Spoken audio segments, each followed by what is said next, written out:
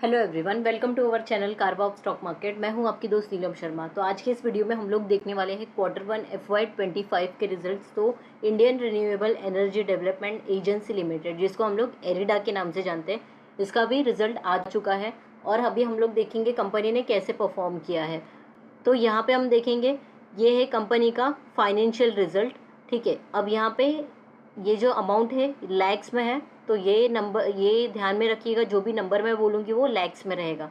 ठीक है, अब यहाँ पे रिवेन्यू फ्रॉम ऑपरेशन अगर हम लोग देख लेंगे तो उसके अंदर टोटल रिवेन्यू फ्रॉम ऑपरेशन यहाँ पे है।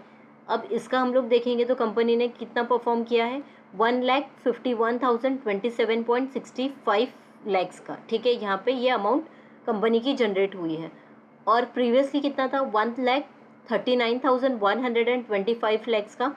उसके पहले यानी प्रीवियस ईयर के सेम क्वार्टर में 1,14,320 का था। तो आप देख सकते हो ये कंपनी ने क्वार्टरली भी परफॉर्म किया है एंड ईयरली भी देखेंगे तो कंपनी ने अच्छा खासा रेवेन्यू फ्रॉम ऑपरेशन जनरेट किया है।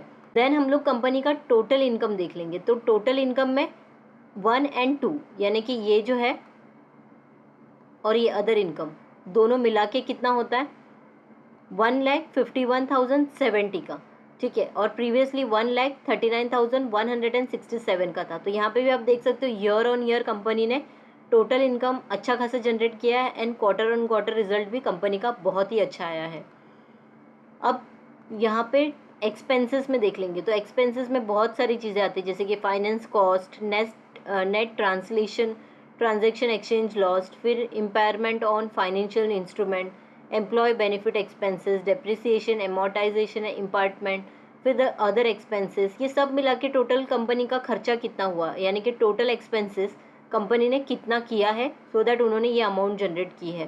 ठीक है, तो यहाँ पे आप देख सकते हो 1,03,496 का यहाँ पे कंपनी ने टोटल एक्सपेंसेस, और प्रीवियसली कम था, उसके पहले भी कम था। तो जैसे जैसे कंपनी का टोटल इनकम इंक्रीज हो रहा है वैसे वैसे कंपनी का खर्चा भी इंक्रीज हो रहा है। उसके बाद में हम लोग कंपनी का देख लेंगे profit before tax. Profit before tax आप देख सकते हो 47,573 लैक्स का है। प्रीवियसली 47,900 का था, उसके पहले 43,953 का था। ठीक है, तो प्रॉफिट बिफोर टैक्स अगर हम देखेंगे तो कंपनी का थोड़ा सा कम हुआ है प्रीवियस से कंपेयर करेंगे। तो प्रीवियस ईयर के क्वार्टर से कंपेयर करेंगे तो यहाँ पे इंक्रीज हुआ है। ठीक है, तो quarter on quarter and year on year यहाँ पे थोड़ा सा डिफरेंस है। टैक्स एक्सपेंसेस देख लेंगे। अब टैक्स एक्सपेंसेस में कंपनी का current tax and deferred tax, ये दोनों चीज़ें रहती है। तो आप देख सकते हो यहाँ पे करंट टैक्स जो है वो 12,959 का है। प्रीवियसली 15,000 था, उसके पहले 12 था। तो कंपनी का जो करंट टैक्स है वो थोड़ा कम हुआ है, जो कि बहुत ही अच्छा पॉइंट है ये। और डिफर टैक्स कंपनी का माइनस में है, और पहले भी माइनस में था और उसके पहले पॉजिटिव में था, लेकिन अभी भी ये माइनस में है। प्रॉफिट फॉर द पीरियड अगर हम लोग देखेंगे तो 38,369 लैक्स का है, और पहले ये 33,737 का था, उसके पहले 29,458 का था।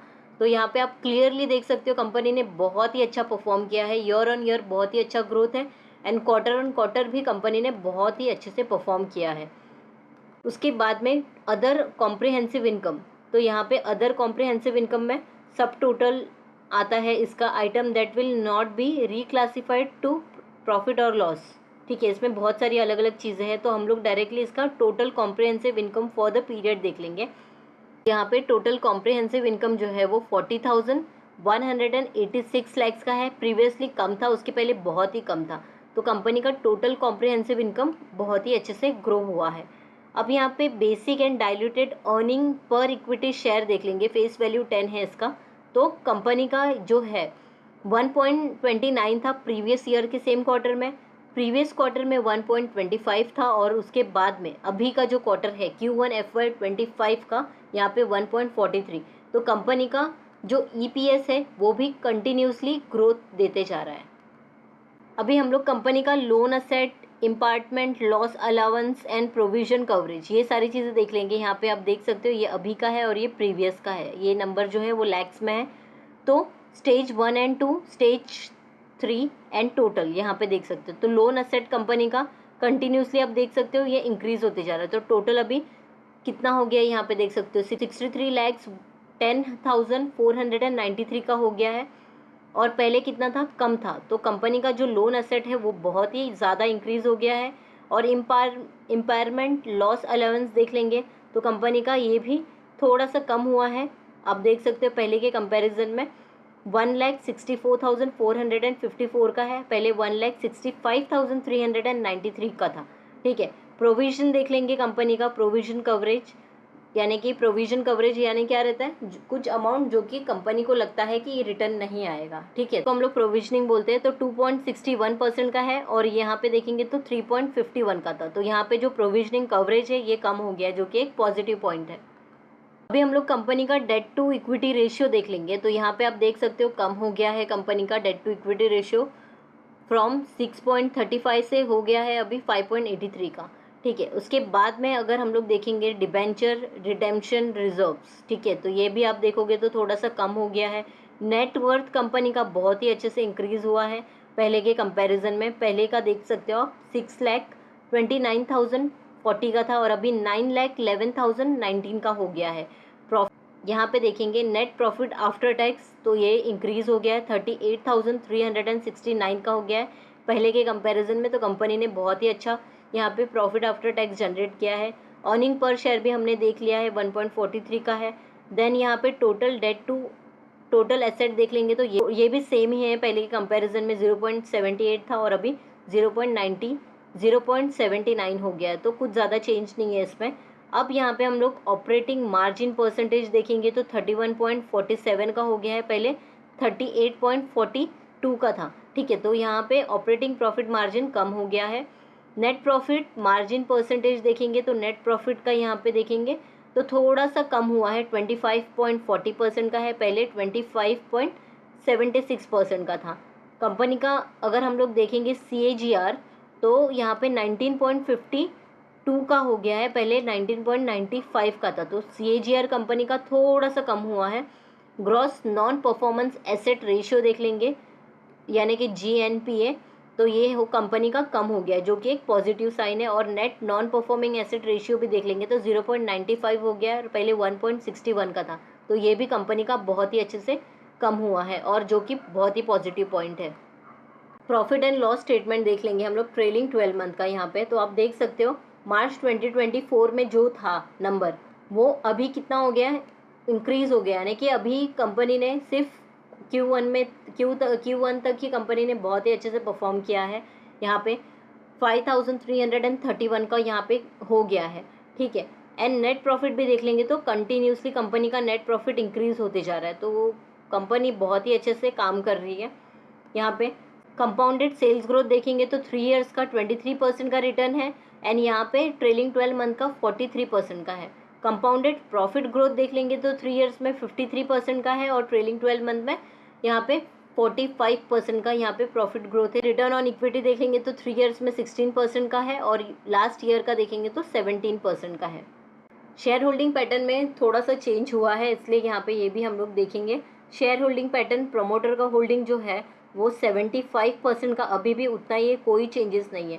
FI का होल्डिंग देखेंगे तो FI ने अपनी होल्डिंग इंक्रीज़ की है। ये कंपनी कंटिन्यूसली रिटर्न देते जा रही है, फिर भी इसमें FI ने अपनी होल्डिंग ऐड की है। ठीक है, 1.36% का था और अभी हो गया 2.70 का। तो यहाँ पे FI को अभी भी बहुत ही ज़्यादा रिन्यूएबल एनर्जी में ग्रोथ दिख रहा है, पोटेंशियल दिख रहा है, इसलिए उन्होंने अपना इन्वेस्टमेंट यहाँ पे किया है। यहाँ पे अभी हम लोग देखेंगे DI का होल्डिंग, तो DI ने अपनी प्रॉफिट बुकिंग की है, 0.94% का था और अभी हो गया 0.42% का। तो यहाँ पे आप देख सकते हो यहाँ पे कम हुआ है और यहाँ पे इंक्रीज़ हुआ है। और यहाँ पे पब्लिक का होल्डिंग देख सकते हो, पब्लिक ने भी अपनी प्रॉफिट बुकिंग की है। यहाँ पे 22.70% का था और अभी 71.87% का है। तो यहाँ पे शेयर होल्डिंग पैटर्न भी बहुत ही इंटरेस्टिंग है, क्योंकि प्रमोटर होल्डिंग ही कंपनी का बहुत अच्छा है। अभी हम लोग कंपनी का टेक्निकल चार्ट देख लेंगे। एरिडा, ये डेली चार्ट है। अब कंपनी का रिजल्ट आने के बाद में कंपनी ने कैसे परफॉर्म किया है, ठीक है। तो ये कैंडल आप देख सकते हो ग्रीन वाली यहाँ पे, तो कंपनी ने कैसे परफॉर्म किया है आप क्लियरली देख सकते हो। यहाँ पे बहुत ही पॉजिटिव यहाँ पे स्पाइक था, इसलिए बहुत बड़ा कैंडल बना था। मार्केट का जब भी रिजल्ट आने वाला था वो ये वाला कैंडल है, जिसके अंदर आप देख सकते हो बहुत बड़ी वीक है एंड छोटी सी बॉडी है इसकी।